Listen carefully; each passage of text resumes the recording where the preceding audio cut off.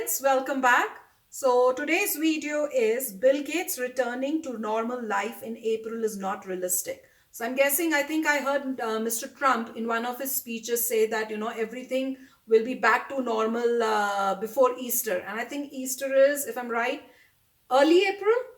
Yeah, I'm guessing. I think probably when the last time I saw, I could be wrong. I think it was 12th of April. I don't know, but it's in April. So guys, and he said that everything will be fine and we'll be able to celebrate Easter. So I'm guessing with that kind of information, there are definitely going to be talks because right now, if you look at the situation, the number of cases are increasing. So Bill Gates in this is going to tell us that, as the title says, that that's not a realistic number. So very informative video once again. So before we go ahead and watch this video, yes, friends, if you're new to the channel and you haven't hit the subscribe button yet, make sure to hit the subscribe button and the bell icon so that you get notifications of all our videos as soon as we upload them. And after watching today's video, if you like it, you find it informative, click the like button and definitely share these videos with your friends and family because then they'll also get information and they'll also realize the importance of staying at home. So, okay, friends, let's go ahead and watch this video. So even because folks look, people who want sort of county by county or say, oh, let's get back online faster, say, well, look, in some states there's less than 200 cases. In many states there's less than 200 cases right now. You're saying even in those states, the same kind of shutdown needs to occur? Yeah. Well, let's say you have 100 cases, and let's say you don't do a shutdown, then it grows 33% per day. So you take 100, you get 1,000, you get 10,000. It's exponential growth. If you're not stopping it, the sooner you engage in the shutdown, the easier it is to get to that peak. We have not peaked. The parts of the country that aren't shut down, in late April, we should start to see the numbers peak there. They'll still be too high to open up. So you'll probably have to go another month to really get those numbers down. But any part of the country that has cases, and truthfully, because of our problems with testing, because we're not prioritizing testing the right way, that a lot of those places actually do have cases. But even if they have the 100, that will grow, and people do cross county boundaries. And so basically the whole country needs to do what was done in the part of China where they had these infections. yeah, and it's worth pointing out again that states that had just a few cases last week have over 1,000 or sometimes 2,000 cases this week. To your point, Bill, the other thing I'm curious about, we keep hearing that the virus is going to dictate the timeline. Dr. Fauci has said that. When you look at this virus, we got 3.5 months worth of data now, 150 countries. If you apply all the analytics that Microsoft, that all the analytics that we can possibly apply to this, is how this is going to sort of progress and end knowable? I mean, can you give a clear answer depending on what sort of mitigation measures we have in place? It's very likely that rich countries who uniformly throughout their country do a serious shutdown, that they will be able to avoid a high percentage of their population getting infected. That's what the exemplars, like some of the work in China and South Korea, are telling us. Now, as you get to poorer countries, the difficulty of doing the isolation, where you live close by in slums, where you have to go out every day to get your food, it is going to be much, much tougher. And so, by summer, I think the rich countries that have been competently led on this will not have to go back into shutdown. And, from the disease point of view, they'll avoid very large numbers of deaths. And so in that phase, we still will have a challenge with the developing countries. One of the things that Dr. Fauci actually said in our last hour, which really concerned me, and I was asking him about the states that, I think there's more than a dozen or so that have just a 100 or 200 reported cases. He was saying how it's critical that, that those states, that they have testing there, that they test, and that they do contact tracing of all those who are known to be infected, to really, right now, when the numbers are still low, track it all. And then I asked him, he was using a lot of future verbs about things needing to happen or plans. It didn't sound like, I asked him if it was actually happening now. He said it needs to happen a lot more. From what you're saying, it's gotta be happening right now, because if there's not that contact tracing in places where it seems like it hasn't really hit, we're gonna see it hit.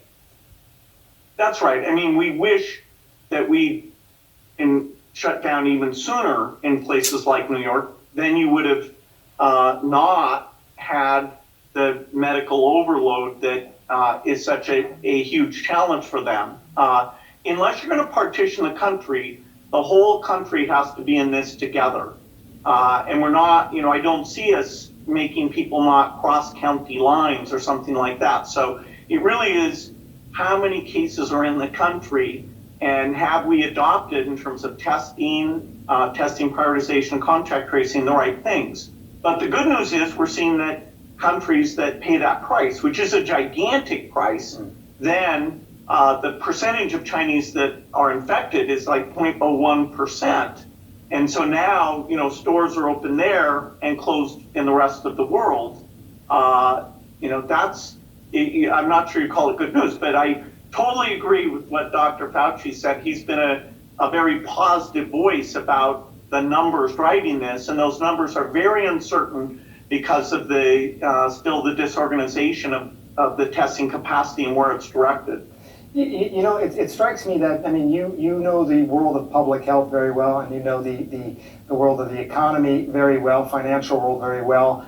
They seem to be pitted against each other, and I don't really know much about the financial world at all, but I think there's this idea, Bill, that maybe you can be a little incremental here, right? Yes, we need to listen to the public health guidance and all that, but can we be a little incremental, start getting some things back to work, so that we don't, really devastate the economy that much?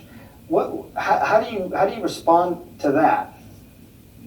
Until we get the number of cases in the country down to small numbers, where we can be doing testing and isolation against those small numbers, we need to make this our top priority. And it is super painful to drive this very high degree of social isolation I call shutdown.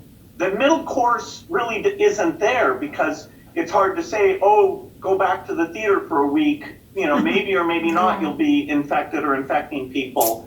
Until we get the certainty we've hit these low numbers, I doubt, even if you told people that they should be buying new houses and cars and, hanging out in restaurants, I doubt they're going to want to do that. People want to protect older people, they want to protect their parents. And so the sooner, we take this medicine, which is tough medicine, the sooner we'll be out of it and not have to go back into it again. And just really, I'm sorry, just really quickly, when you say low numbers, are you talking about actual numbers, or are you talking about spread? Because this is a virus that can spread to 2 or 3 people. That's a lot. If it spreads just below one person, is that what you're talking about, or are you talking about actual numbers? Well, the absolute numbers better be pretty low, because you're going to have the testing capacity to take the remaining positives, see them early, and so you're not getting that exponential spread. And that's why looking at the other countries who acted sooner and in some cases did not have to shut down to a full degree, that's where the lessons are. They can show us, okay, what was the medical history? So you see if asymptomatics are spreading. But yes, the absolute numbers are going to have to be fairly low, and we'll have some degree of caution. We won't open up completely overnight, and because we don't want quite the full exponentiation, even off of the small base that we'll get ourselves to. I don't want to be political in any way, but just in terms of, for folks who are out there, and looking forward, I always think it's better to know just factually what's coming down the pike than it's good to have hopes and aspirations, but it's good also to know what's actually coming down the pike. for people who are believing or imagining that, in middle of April or early April, people are being able to gather together in churches for Easter celebrations or go back to work in a regular way, it's sounding like you're saying that's not, you don't believe that's realistic. No, it's not realistic. The numbers are still going up. That only happens after the numbers have peaked and are going down a lot and getting down to an absolute level. There are some good things happening. The work on a vaccine, although that probably will take 18 months, that's going full speed ahead. Our foundation is funding that. We're looking at getting vaccines to everyone in the world. So in the long run, that is the key thing.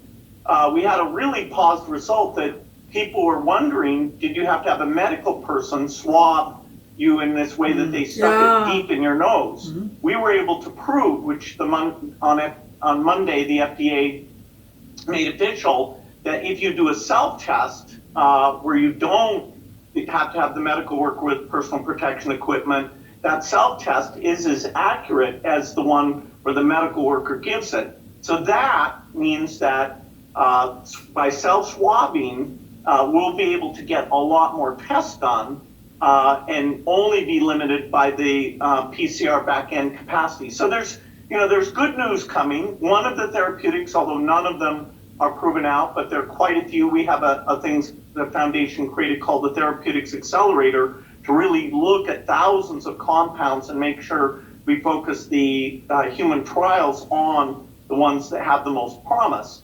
So, innovation, some of which we could have done in advance, but innovation really is happening.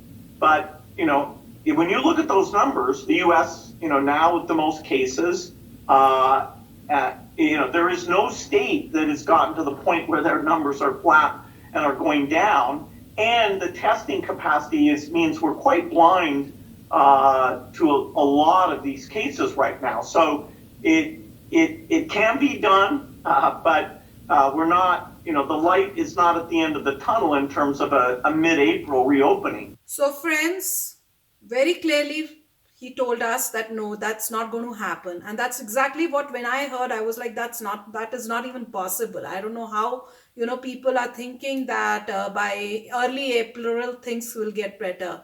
Because as you can see, the numbers are growing very fast, especially in US. No, I'm saying especially in US, but other countries too. So whichever country you look at, the numbers are always increasing. There hasn't been a decrease as such. And especially in US, it is increasing at a very fast pace. But another important thing that I wanted to share with you guys is that these are the numbers of people who have been infected and they've seen the symptoms. There is almost, I should say, when I compare it with what we have in Colorado, we don't have enough kits. There are hardly, I think, about a few thousands of kits available for testing. And those two, they have said, are specially kept for people who are working in the health department, like for doctors and nurses. So as a common person, testing kits are not available. So the numbers that we are seeing, wherever you read these numbers, they are not going to be accurate because people are not being tested. So what I personally believe is that there are more numbers, quite a few more number that you would see that is actually there than what you're seeing in these websites. And while we were watching this video, I saw that they were saying that there are 82,000 infected people in US. But it looks like, this video was a little bit older, probably a day older, because now the current number of cases are 123,000. So you can see 82 to 120. In US. Yeah, in US. So that is showing how fast the numbers are increasing every day.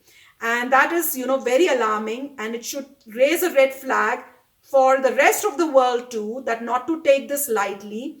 And the only solution is to stay in home. For no reason, go out and try to stay at home, because the more you stay at home, the less infections are going to be spread around. There will be less likely for you to get infected and then spread that infection inside your house to your loved ones. So as Mr.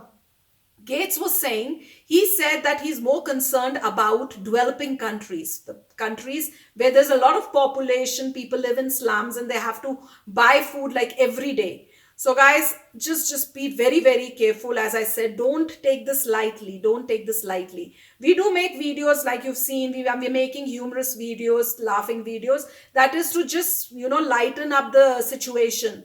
But inside, everyone is very scared. And the only solution, as I keep stressing, is stay at home. Ghar pe hi raho. So guys, please do that. Right. So very good video, and we can see Mr. Gates has donated, I think, 100 million his charity, and he obviously no longer, I think, is not in the board of the Microsoft also, and now moved 100% on his charity, and $100 million he has given to stop the coronavirus. And as he was saying that it will take probably 8 months or so for the vaccines to come out, and they are going to then make sure that the vaccine is available all over the world. But the key point that he said was the same thing, that the countries who have quarantined, who have not stayed at home, had a shutdown, had a lockdown, those countries were successful. Plus, to get the actual numbers, testing has to increase. So if you don't test, then you don't even know. But if you test a lot, then you'll get the right numbers, and that would tell you if the numbers are going down. Right? That was the key. So Dr. Fauci was also saying the same thing. That's going to be at least 8 weeks before it peaks out. So when they're talking about summer, they're probably talking about May time frame, that by the time it's May, you can see maybe at the end of April, you'll see that the numbers are going down. If people are being tested, numbers are going to go down, and then from there, probably, 8 weeks for it to become calm. And then, the key point over here was about testing, that, testing is one thing, but the other point was that how will the virus go away on its own? The thing is that there is no cure. So somebody gets sick after 14 days fighting out with the disease, they'll be fine and the virus is gone. And since they have been sitting at home, they have not transmitted it. So that is the core thing, that whatever infections are there, what if all those people just stay at home and they run the fever out, they run the disease out, and then it's gone. Because they are cured, so they are not going to infect anybody else. But here the only point was that if somebody has any issue in breathing, that is what they're saying, then you must go to the hospital. You go to the hospital if you are not able to breathe. Otherwise, you stay at home, because there is no real cure. And whatever cures they're talking about, hydrochloroquine and other things, they are just anecdotal, that he said that they're not proven to work.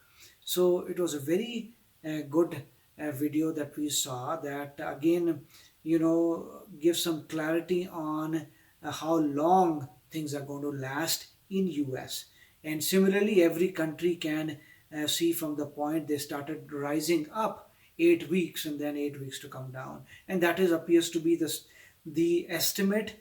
And as Mr. Fauci was saying, that it depends upon the coronavirus, not us. And the amount of quarantine you're doing, Oh, yeah. how strictly you're following it. So if you're not strictly following, those countries will be really, really taking a big hit.